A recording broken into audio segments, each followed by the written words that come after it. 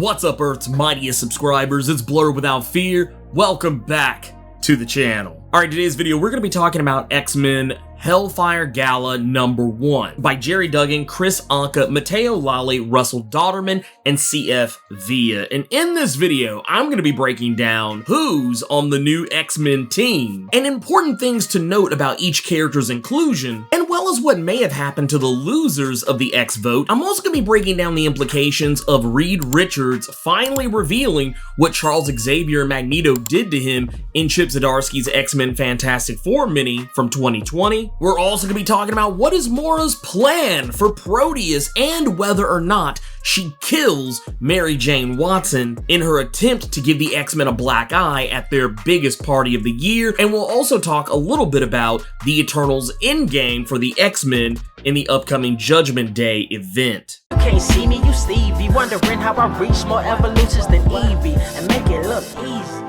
Okay, so first and foremost, let's talk about our new X-Men. Now, I'm gonna go ahead and tell you right now, 3 of them, as we even discussed in the video for X-Men number 12, 3 of them are going to be members that were already there. Those members being Cyclops, Jean, and Synch, and the members Rogue, Polaris, Sunfire, and Wolverine. Those characters are stepping away for various and sundry reasons. I've already talked about that in a previous video. I'll link it up here in the top and you can check it out. That said, we are getting 4 new members to replace the ones we just lost, and I'm gonna go through real quick each of them, and at least as quick as possible, and try and tell you why these characters are there, as well as why the characters who are staying are gonna be there. Now, first and foremost, let's go ahead and get Cyclops out of the way. Cyclops wants to stay on the team, but he's also considering being a part of the Quiet Council in this issue, but he knows that will never happen, and he wants to be where he can do the most good, and that's gonna be on an X-Men team. And he's worried no one will want him there because he exposed the truth of mutant resurrection to the human world, and as we have recently seen in the pages of X-Men number 11 and 12, that Ben Urich had written the article, The Immortal X-Men, which was to reveal to the world that the mutants cannot stay dead, that when they die, they can be brought back. And this has created turmoil for everyone on Krakoa, and as Cyclops revealed in the previous issues, that he knew he was gonna, be held to the fire for doing this, and that some people would love him for it, others would hate him for it, and we kind of see a little bit of both. We see more of the latter as opposed to the former, chiefly in terms of characters like Emma Frost and Forge. Both of them are not terribly happy with him that he did that, and the Quiet Council especially is not happy about this, and this has put everybody into red alert because now they're worried that this is going on right now. The Hellfire Gala is happening. Clearly, they're going to be under attack, and that they need to keep the 5 separated from everybody else. And we'll get more to that here in a little bit. But getting back to Cyclops, it is thanks to him that everyone knows the truth about mutant resurrection, and this is something that no one outside of the mutant community knew except for Orchis. He's not apologizing for what he's done, though. It's because he believes that upholding the truth is more important than maintaining a lie, and he's aware that if this would have gotten out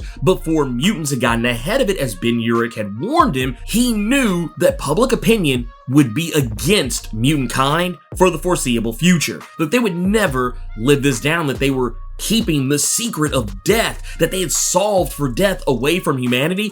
That would make them look untrustworthy, and that's what Orchis was hoping for. Cyclops is also of the mind that humanity will accept them more easily if mutants are upfront about the things they've accomplished, and he's also learned some other things from characters like Emma Frost, like the truth about Moira McTaggart, all things that we, the readers, have known since day 1. And if you didn't know anything about that, there's a whole X-Men playlist up here in the cards you can go check out if you want to know more about that and get caught up to speed. And of course, we'll talk about the other bit of information that he learns from Emma a little bit later in the video that all goes back to the X-Men Fantastic Four Chip Zdarsky mini from 2020. So long story short, Cyclops is re-elected onto the team because there's more people who believe that he did it for the right reasons and that this will work out for the right reasons, more so than those who criticize and hate him for it. One of the other characters that's staying, as I said earlier, is going to be Jean Grey. Now, Jean doesn't really get a lot of business in this one, but she is re-elected onto the team, if for no other reason than without her, the team would have died recently in X-Men number 11 and 12, and well, Jean is awesome, so there you go. But we do know she will be privy to the information Scott learned from Emma, so there's also that, and she also got to dance with actor John Hamm, as we learned in this issue, is apparently one of her hall passes, just like Logan.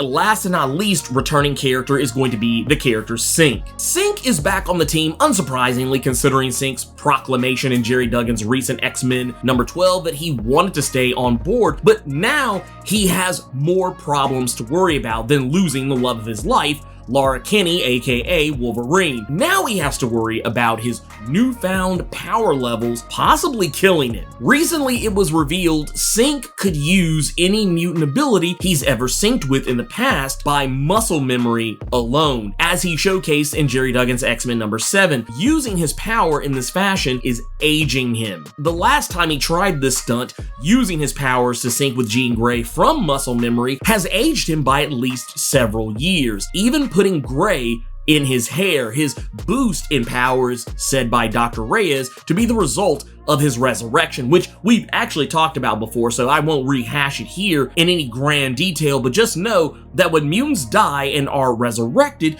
we've learned that their powers are starting to increase due to being mixed in with the rest of the X gene pool every single time a mutant is resurrected. That said, Synch is keeping this information to himself. The only people who know are himself and Dr. Cecilia Reyes. It's also why he's continuing to shave his head and his face so that people can't see his visible changes due to aging, and we also know black don't crack, so I mean, yeah, duh. I mean, yeah, he's gonna be able to hide this forever. This dude could be well into his 50s, and most other mutants probably wouldn't even notice. But that said, I think that him trying to keep this from the rest of the team and him trying to figure it out, this is going to lead to some really interesting story arcs with him. We also know that he does have something going on with the High Evolutionary, so we know that particular card Jerry Duggan laid out. I believe it was in his X-Men number 3 or 4. I believe we're going to see that paying some dividends down the road here very soon. Also, it's more opportunities for more storylines about Synch, and I feel like Jerry Duggan is doing his best to tell this character story in a way that honors what Jonathan Hickman wrote beforehand, what he set up there with those last couple of issues of his X-Men series. I feel like Jerry Duggan is trying to protect that, and while I know some people may not like the idea of him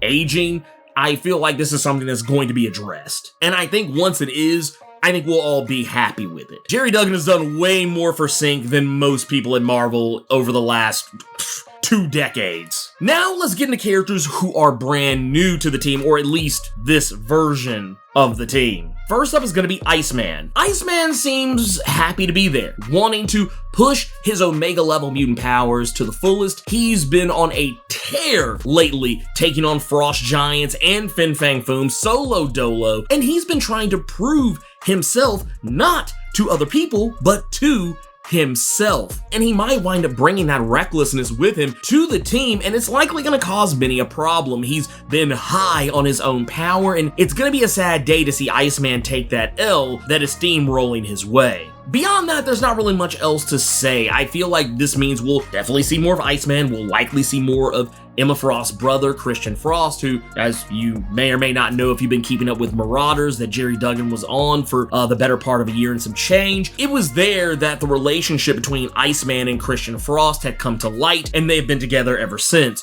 So, yeah, you'll likely see him. Kind of like how when we had X Factor by Leah Williams, because of the fact that North Star was around, that meant that we saw his husband Kyle a lot more than we normally would have. Next up is going to be the character Magic. Now this I feel is a long time overdue. It's not to say that Magic has never been a member of the X-Men. She has on more than a few occasions, but it's been a while since she's been a core member of the team, and now she is. And right now it seems like she wants to be where the action is, no different than what Bobby Drake wants. But with everything going on with her recently and Vita Ayala's New Mutants, I wonder, especially now that she's had issues with the Soul Sword, which was destroyed by the Demon Sim back during New Mutants number 25, I believe. It's odd that she has the Soul Sword with her now, though I wonder if this is the same temporary Soul Sword that she made during New Mutants number 26, which an older version of Magic revealed was not the Soul Sword proper, that this was just a facsimile of the Soul Sword that it's not one that she would be able to keep permanently, so maybe she's just keeping it around and just having to reforge it ever so often. We also can't forget that she's given up control of Limbo to Madeline Pryor. And speaking of old Maddie, Havoc has been added to the team to serve alongside his brother Cyclops. Much to Cyclops' chagrin, this was at the encouragement of the Mutant Forge, who we'll get to in a minute. Havoc being on the team is going to make things interesting, not just in terms of the sibling rivalry and turmoil going on between the Summers brothers at the moment, but because of everything that happened with Havoc in Zeb Wells' Hellions. He's still a powder keg waiting to go off, and he's also a broken mess because of the fallout from Marvel's Axis event in 2014. He's one of the few characters still affected by that event in some meaningful way. And for those who don't remember, this was the event where a lot of Marvel's heroes and villains were inverted, and Havoc was one of them. He turned into a more villainous and violent psychopathic version of himself, and he's never quite recovered from it 100%. He was seemingly cured by Emma Frost and Mirage, but there's still something in there trying to break out.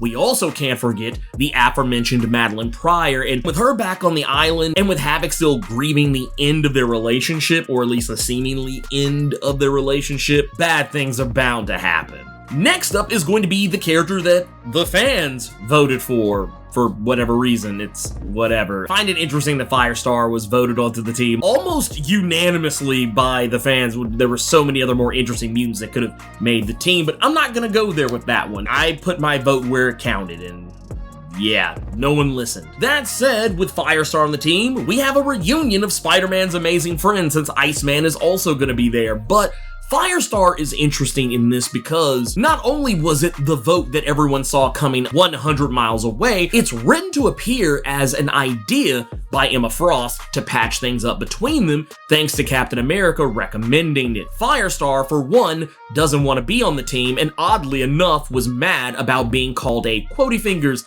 cop for not joining Krakoa on some day one-ish. This is actually a knock at the people on Twitter that were calling her this during the X vote this year. This is just commentary on that, but that aside, now she's exactly that. She's a quotey fingers cop for Tony Stark and the Avengers. We also are reminded of the bad blood between her and Emma Frost in this issue. For those unfamiliar with Firestar's history, she was once part of Emma Frost's original Hellions team, a team of teenage mutants she was manipulating to serve as a hit squad for the Hellfire Club back in the 80s. Emma Frost also mentally and emotionally manipulated Firestar into having accidents with her powers, which ultimately led to things like Firestar killing her pony named Butter Rum, something that is even mentioned again in this week's Immortal X-Men number 4, when Emma is revisiting how horrible a person she used to be. Now, last, but certainly not least, is going to be the character Forge, a character that I think a lot of people weren't expecting. Forge was up for the X vote last year and lost, and this year he somehow made it on. Now, this wasn't due to a fan vote. I think this actually had more to do with Jerry Duggan just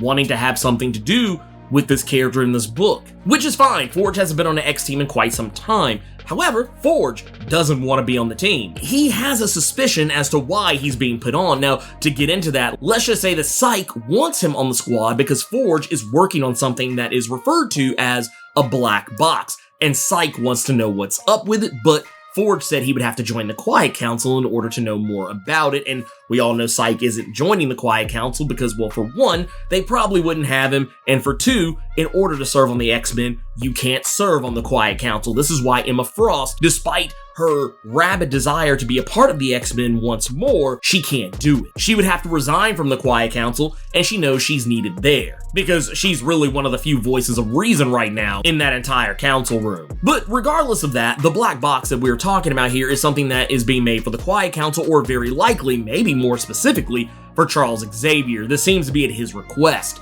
But what is exactly a black box? It's a device that can record the events of a plane's travel so that whenever there's an accident or some kind of a mishap, the black box can be analyzed and investigators can try to understand why the accident or malfunction happened in the first place and figure out a way to avoid it in the future. Or if we're being abstract thinkers here, a black box can also be something in terms of how one analyzes the human brain. But I'm thinking this is going to be a mixture of the two, but more in terms of the airplane function. This could be a device that helps mutants rebuild Krakoa in the case of an extinction level event, even something that's protected in terms of changes in the timeline, like how all reality resets when Moira, pre-depowering, would die, especially considering everything we've learned Mr. Sinister's doing in Kieran Gillen's Immortal X-Men, killing a clone of Moira when something goes wrong, resetting the timeline, and picking up from where he left off with full knowledge of everything that came before. Not saying that's exactly what it is, but maybe it could be something closer to that. And Forge, right now, he's kind of not necessarily a man of the people right now. He's back to his Fox News bullshit, where, we remember back in the day he created the mutant power nullifier that's recently been making the rounds in the House of X era, and we all know that while he may have had good intentions with that, something tells me he's starting to drink his own Kool-Aid, thinking that the thing he's making, this black box that he's creating for the Quiet Council, or rather Charles Xavier, he probably thinks this is for the best of intentions, but in reality, probably isn't. But that said, Forge doesn't want to be on the team, hence why, since he knows that Cyclops is going to be keeping an eye on him, he's making sure that Cyclops is going to be too busy dealing with his brother Havoc, which is why he suggested Havoc join the team during the X vote. And of course, we know that Forge is also going to be doing everything in his power to get kicked off the team if, for whatever reason, it interferes with his work on the black box. So yeah, I don't know, it's one of those things where I always felt like Forge was one of those characters that while sometimes he would do dumb shit and be problematic, he was still one of those characters I felt like, you know what, you can trust him. But then I remember, oh wait, you can't trust this guy. That said, what do I think about this team? This team is still problematic to me. With everything that came out with the original team from last year's X Vote, how it was pretty much the whitest X-Men team in a long time, that, the only characters of color on this team were Synch and Sunfire, and then we literally kicked off Sunfire to make room for the fan-voted Firestar, and now we're going back to this still technically being one of the whitest X teams ever in the history of ever, because right now, the only characters of color are Synch and Forge. That's it. So we're kind of just back to square one here, and once again, it makes me sad. I feel like we missed an opportunity here, but it is what it is. I'm still rolling with this book because I enjoy what Jerry Duggan's doing as far as like from a writing perspective, and I mean, he's trying to keep as much color as humanly possible despite fans just wanting more white people on the team, but it is what it is. But what is going to happen to the people who lost the X vote? Well, we only really get to see doing anything of any note in terms of Surge, Gentle, and Armor, and that's basically that they're working with Bishop, who is the captain commander as of Jonathan Hickman's Inferno #1. They're trying to figure out ways to protect Krakoa from any and all threats. Whereas the X-Men book proper, this is the face of the team. This is the face of the X-Men for, the rest of the world. This group I see them putting together is more of the X-Men group that's going to defend Krakoa itself. These characters, and I feel like the other ones are going to be too. We know that Gorgon is working with the Legion of X, and we don't really know what's up with Bling or any of the other characters that matter. They're kind of just rudderless at the moment, other than Monet, who is running X-Corp. But I feel like this is going to be the frontline protection for Krakoa going forward. I mean, it hasn't been said outright, but I do feel like that is the case. But we know that they are learning how to use their powers in ways that mimic the Avengers so that they can better combat them. And I think that's something they're definitely going to be needing, considering that Judgment Day is right around the corner. Now, the other thing I want to talk about is Reed Richards finally talking about what happened to him in X-Men Fantastic Four from 2020. This event is finally getting addressed, with Tony learning from Reed Richards that Charles and Magneto wiped his mind of the knowledge of the X-Gene masker that he made for his son, Franklin Richards, who in the end turned out not to be a mutant anyway. There's a video for that. I'll throw it up in the cards right now, so go check that out if you're not familiar with it. But since X-Men Fantastic Four #4, it's been left in the air as to what the fallout from that would be. And now that Tony knows, so too does Fei Long of Orchis. Seemingly, he at least implies that he knows or overheard part of their conversation. And now, thanks to Tony, Emma Frost knows as well. And this is what leads to her cluing in Cyclops and the exchange of secrets and lies both of them have been kept in the dark about. This is also how Emma learns about Dr. Stasis, which we'll talk about in my video for Immortal X-Men #4. That said, don't expect this to all go quietly into the night. Fei Long is angling to get Tony Stark on Orcus' side, which Tony seems rightly so uninterested in, but with everything happening in Judgment Day, Fei Long might get exactly what he wants, if not in the exact way that he's asking for. Now, with that out of the way, let's talk about what are Moira's plans for Proteus and whether or not she kills Mary Jane Watson. Now, in Free Comic Book Day Judgment Day #1 from about maybe a month or two ago, we saw that Moira McTaggart had abducted Mary Jane Watson and was planning to use her as a way to infiltrate the Hellfire Gala, and she does exactly that. Originally, it was thought that maybe she was going to take MJ's skin and wear it around her own body the way she did with Banshee, or maybe she found some kind of more refined way to do it, because when she did that with Banshee, the skin kind of hung off of her. Or maybe it was possible she could synthesize Mary Jane's looks. Moira is a cyborg now. Technology like that is not out of the realm of possibility for her, but it's actually something a bit more simple. What she's done is that she's left her arm attached to Mary Jane in the form of what looks like a very gaudy necklace. Something that no one would pay as much attention to, but it does very much look like a hand, something I find weird no one paid attention to while she was walking around at the gala. But with this, Moira is able to remote pilot MJ and direct her in the way that she wants her to act, even making it so that she only says what she wants her to say. Even when she encounters Spider-Man at the gala, she doesn't speak to him as though she knows who he really is, or as if she knows who he really is and is just hiding it to protect his identity. She speaks to him as a complete stranger, only mentioning Krakoan medicines to him. She's more interested in talking to Proteus, Moira's actual son. This was a huge moment I feared would be used to turn Proteus against Krakoa and get him on the side of Orcus, but it was actually something way worse. She uses this moment to try and trick Proteus into killing MJ at the gala, angering him, telling him how little that he meant to her as a child and that he was nothing more than a science experiment, a necessary thing that she had to create for this timeline to work out in her favor, and that she was trying to anger him to kill MJ. And while this does almost seem like it was going to work, galvanizing him into lashing out against her, originally, Proteus probably would have done this, but he's come a long way since his first appearance in 1978's X-Men number 119. He chooses instead to stay his hand, which disappoints Moira tremendously, but it also helps that Cypher was able to notice that MJ was exhibiting unusual body language and was tapping Morse code on her wine glass to get someone's attention the entire night, but no one noticed except for him, thanks to his mutant power to comprehend languages. So Spidey is able to get involved, and though there's a typical superhero dust-up at first, Wolverine and Spidey are able to get on board together and go after Moira, as well as Dr. Stasis, who just so happened to be at the party as well. Showing his face, and Wolverine immediately recognizing who it is, though he doesn't know that this is Dr. Stasis. He thinks that Sinister might be somehow involved in this, but we don't really know, or won't really know until Amazing Spider-Man number 9, which is going to come out within maybe the next month or so, because I believe they're on issue number 5 right now, and Amazing Spider-Man's damn near a bi-weekly series at this point. So yeah, probably within the next month or so, we'll finally see the fallout from that. It'll be a part of the Judgment Day event. But Spidey and Wolverine are going after Moira and Dr. Stasis, and hopefully we'll find out what's going on there, and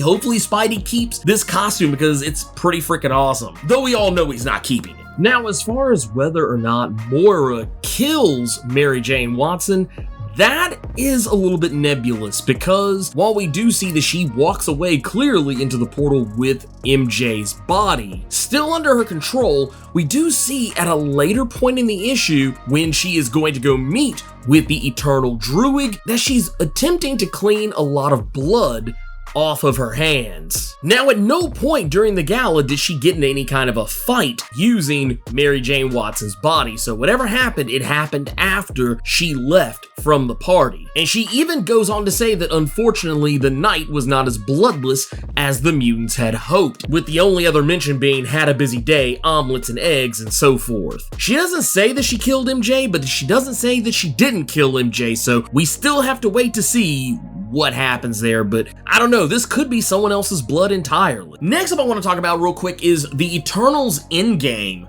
for the mutants and the X-Men in the upcoming Judgment Day event. We've been hemming and hawing about what's going on with the Eternals, why they're going after the X-Men, why are they suddenly so interested in taking out the mutants. And as of late, especially over the course of the last couple of issues of Kieran Gillen's run on Eternals, more specifically issues number 10 and 11, it was revealed that mutants are considered to be deviants, which is something that's always been hinted at in the past, but it was never something that was, 100% just, focused on for any meaningful stretch of time. But now it has been revealed that mutants are deviants. They are spawned from the earlier deviants, and everything they're doing right now with Krakoa is considered excess deviation. And now that the Eternal Druid has basically taken the throne of Prime Eternal from Thanos, now it's revealed that he's decided to cement his legacy as the Prime Eternal, because right now he knows no one really wants him to be the Prime Eternal. No one trusts him. They know he's a snake, and they know he's gonna have his own best interests at heart, so someone's gonna try and get him off that throne. And if he wants to secure himself,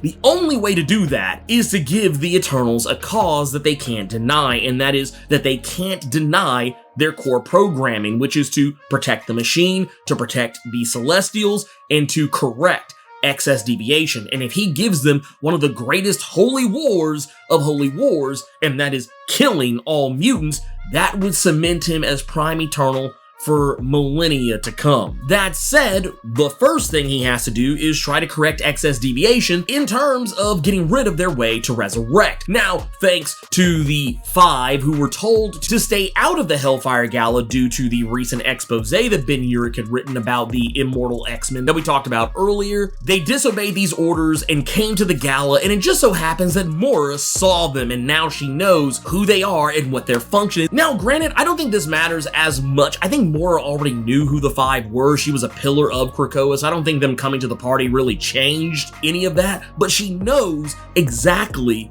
what it is they're capable of, and now she's giving that information to Druig. And while Druig did, during the events of Eve of Judgment number 1, try to send an antimatter bomb to Krakoa, that plan failed because that would actually affect the machine, and Krakoa apparently is connected to the machine in some way. We'll talk a little bit more about that in my video for Immortal X-Men number 4 as well. But now Druig realizes if he's going to cut the head off the snake, he has to take out the Five, because if the Five are gone, that means that they can't resurrect. I think we could end up seeing at least one or more of, if not all of the Five die at some point, leaving Krakoa incapable of bringing mutants back. But I also see the potential in this for other mutants to step in where the Five wouldn't be present. Who those mutants could be? Synch is a potential candidate possessing the same exact powers as Hope Summers, more or less. Tempo could also potentially do it, having similar abilities to the character Tempest, the ability to manipulate time. And Healer, another character who we've seen a lot of in the Healing Gardens, could easily be a replacement for the character Elixir. Get a reality warper on your side like Jamie Braddock, and it's a wrap. He has literally solo dolo given birth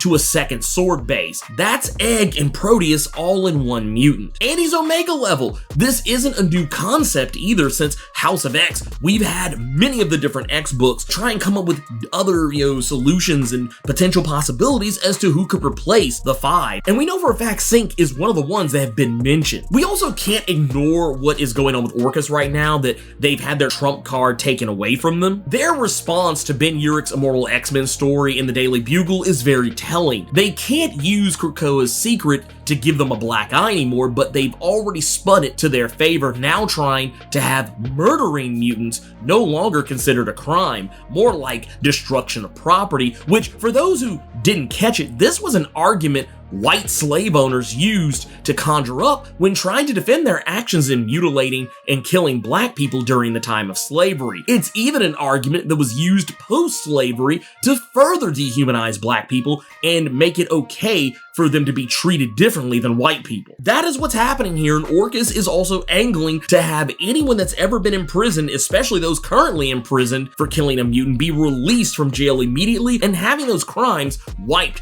from their records. This could potentially open the floodgates for Orchis to get any and all potential anti-mutant X-villains that are locked up for whatever reason out into the wild and knocking on Krakoa's doorstep. Now, the implications of this will, once again, as I said earlier, here, with some of the other things. These are all things I'll go into more in my video for Immortal X-Men number 4, but yeah, this is a huge deal. Humanity is responding to this news in ways that is insane, to say the least. Now, another thing we can't ignore as well, speaking of Orchis, is what's going on with Dr. Stasis. We see him at another point setting where he says charges on what looks like a Krakoan medicine facility. Now, this very likely is the one in the Savage Land that we saw during the X-Corp series. Considering that Emma Frost is touting the efficacy and how important these Krakoan medicines are for humanity, it's safe to say that he's blowing these things up, that he's going to try and set them back in some way to take these Krakoan medicines off the table, probably try and make it look like the Krakoans did it themselves. This is something that's actually been attempted before in Teenie Howard's X-Corp series. It didn't work. It set them back, but it wasn't something that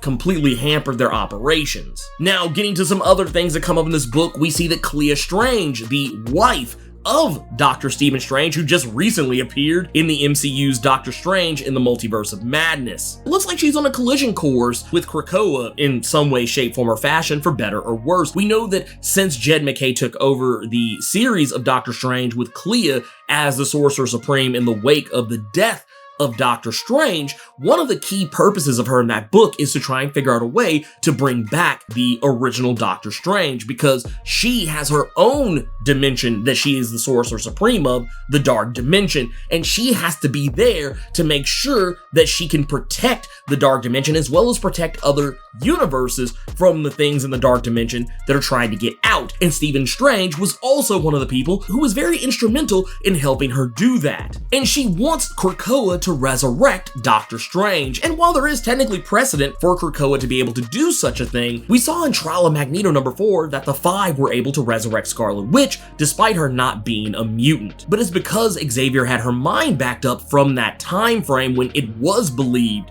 that she was a mutant, so they were able to resurrect her. Resurrection actually does work on humans, not just mutants, but it does require things to be in place for that to happen, and her mind was already backed up in Cerebro. Stephen Strange isn't. But considering they actually spent roughly 3 pages total on this entire segment, I don't think this is something that's just going to be blown off. I think they're definitely going to do something with this, and we'll probably see Clea Strange crossing paths with the mutants of Krakoa once again in ways that I could probably only define as Inferno-like. Last and most certainly not least, it's the cameos. It's the same thing we saw last year with the Hellfire Gala. There's lots of cameos in this, and they're all pretty wild, even including some mascots in this one. We get a shot of Brian Posehn, famous actor, comedian, and musician, a guy who even co-wrote most of Deadpool Volume 3 with Jerry Duggan back in 2013 all the way up to 2015. There's even a gag about it with Deadpool still being mad at him for some of the things that happened in that series. And even better yet, we see him chilling with Iron Maiden mascot Eddie, fresh off the cover of the single The Trooper. We also get to see actor John Hamm, as mentioned before, and various others that were not exactly clear, but I'm sure there are definitely more of them. That said, this issue was great. I loved it. It did everything it needed to do, and it definitely set the table for Judgment Day. If you want to know more about what's been going on with Moira McTaggart and why she's been angling against the X-Men and Krakoa, check out this playlist right here to learn all about what's been going on with her since Jonathan Hickman's Inferno. And if you want to get caught up on Jerry Duggan's X-Men, check out this video down here to be caught up on everything that's been going on with the X-Men since the last X-Vote. In the meantime, let me know what you thought about X-Men Hellfire Gala number 1. Keep it plus ultra and sound off in the comments.